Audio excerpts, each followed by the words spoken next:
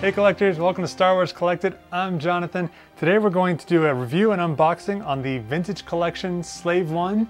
At least I think it's called the Slave 1. You may have picked up a little bit of sarcasm in my comment there. The Slave 1 is of course Boba Fett's ship. Recently LEGO has stopped using the term Slave 1 and have just called it the Boba Fett ship. And there are some other materials out there which seem to be referring to the Slave 1 by its model name opposed to its specific name. So every single week it seems like there's a controversy about whether it's still called the Slave 1 or its name's been changed to something else, whether it's official, not official. As far as I'm concerned, it is the Slave 1 in canon. If Disney and LEGO want to call it something else when they put it on the shelf, or call it Boba Fett's ship, which is more of a descriptive term instead of Boba Fett's Slave 1, which is what this box says, I get that. Not a big deal to me. But this is a cool piece. If you watch this channel, you'll know that I actually don't really collect much in this scale, but I do love these Kenner and Hasbro ships. I think they're kind of a cool way to have a model. And the Slave 1 is definitely one of the coolest ships out there. As far as I know, it first premiered in The Empire Strikes Back. Has a very interesting sort of iron shape to it. And just, you know, a super cool and unique ship. Of course, I've always been a big Boba Fett fan, so I had to have this guy's ship in my collection. At the end here, once we're done unboxing this and going through it all, I'm actually going to set it up to another Slave 1 that I have, which is from the prequels. I think they're identical, but we'll go through it together and we'll see if we can find any differences. Okay, first things first, we got to get our box preview in here for those of you guys who care a lot about the boxes. Try not to get too much glare on it here as I move it around, but you have a nice little kind of story picture here on the front. It's actually the same on the front that it is on the back. It took me a moment here to move it around. I was like, oh no, I'm not really sure which way it goes, but I think I had it the right way, judging by the pictures that are on top. So, you have this sort of little moment with some Cloud City guards on it and some stormtroopers, and Boba Fett himself standing guard while Han Solo, frozen in carbonite, gets loaded into the cargo hold. Interestingly enough, while he gets inserted into the cargo hold, the playability of this piece actually has him kind of going into the top piece as well. So I don't know if there's temporary storage and permanent storage or quite what they're doing here, but we will find out when we unbox it. It shows you that it comes with a stand. It's little, all the detail on the back, which is really nice to see.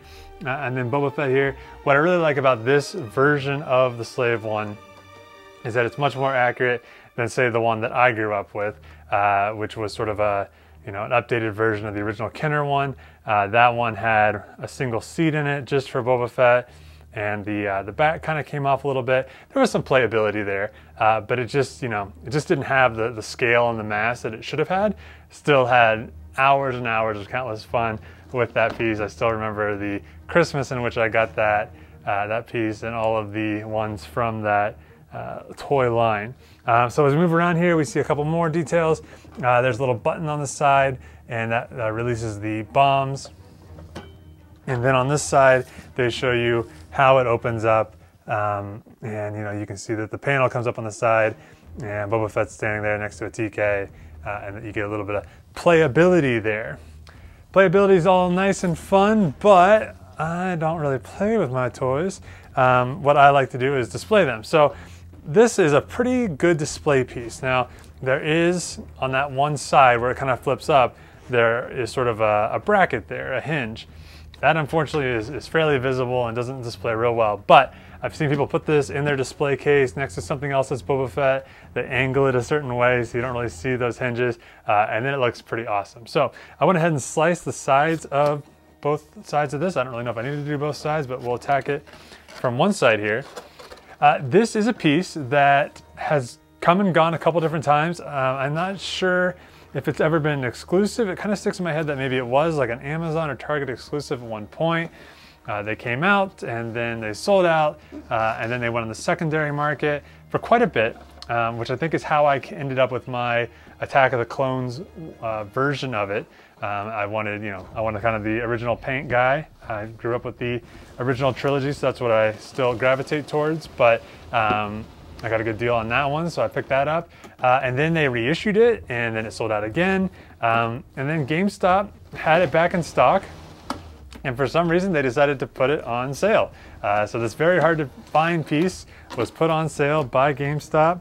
and that's when I decided to pick it up. Which reminds me, if you guys are not following my Instagram, anytime I find a really cool deal like that, whether it's on something like this or a helmet or just something that I think is really cool, I'm constantly posting up deals and things like that with links to try to get you guys hooked up with cool deals like I get to. Okay, so we are inside of this here. I'm gonna go ahead and lift it up this direction.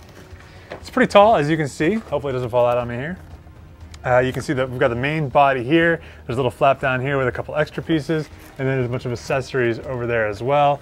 You can see that it's got the little seats here, which are currently not rotating because they're locked in place. So let's go ahead and get rid of a little bit more of the cardboard that's here.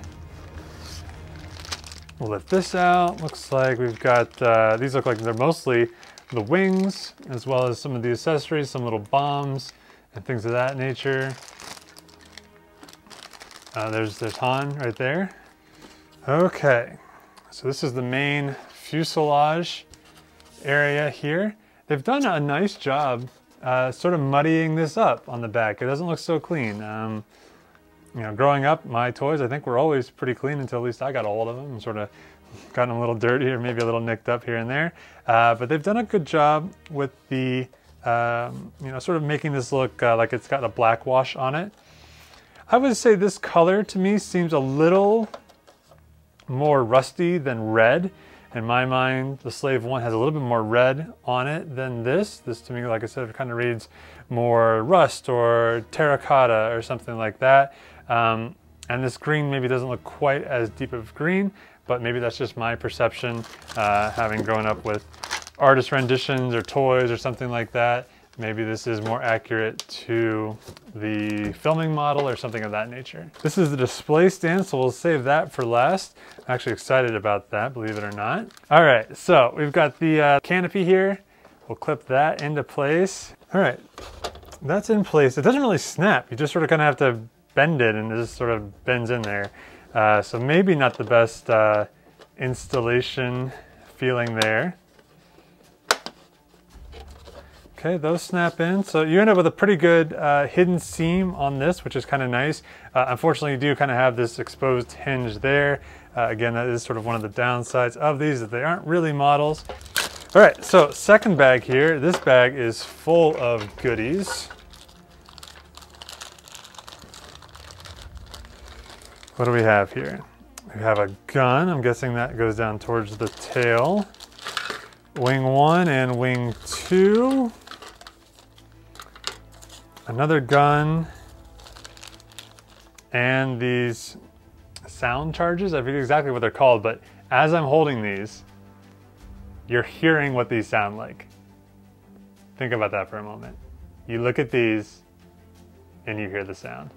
How cool is that? That is so Star Wars. It's like when you see a picture of a TIE fighter, you can hear the screeching sound that they make. There's just no mistaking it. All right. Another little missile.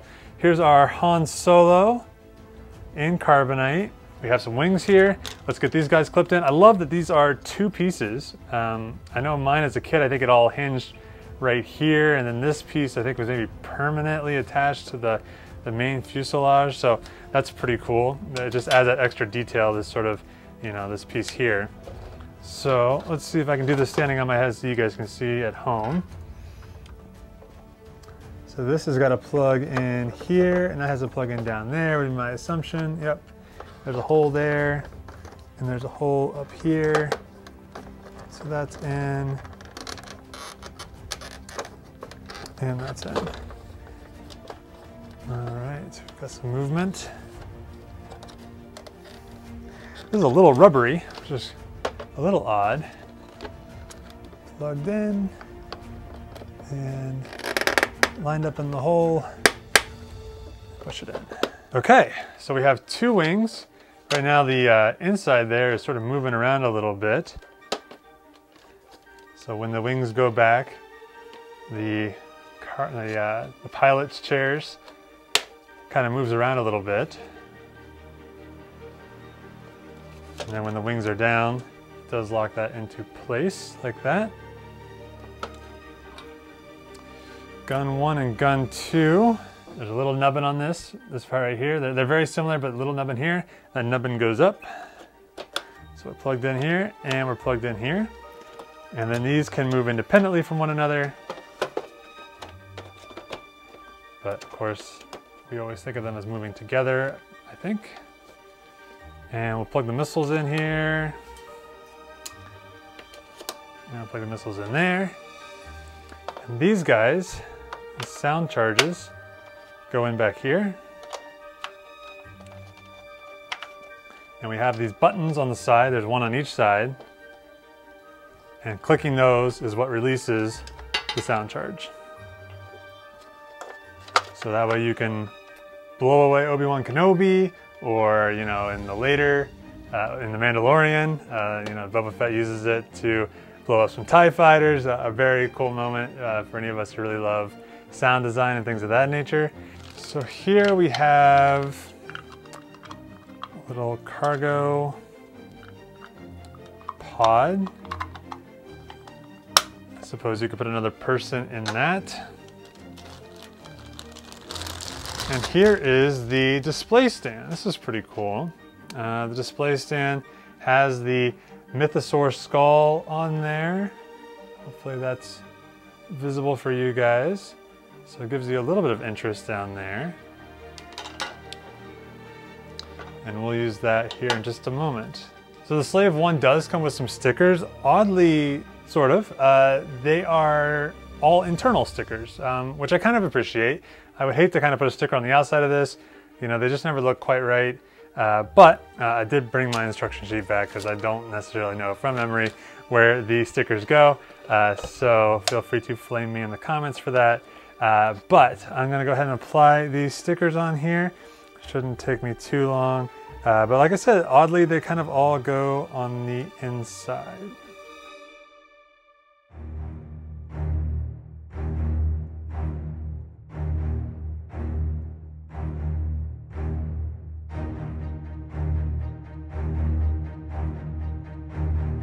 All right, collectors, I've got all the stickers on here. A little bit easier said than done.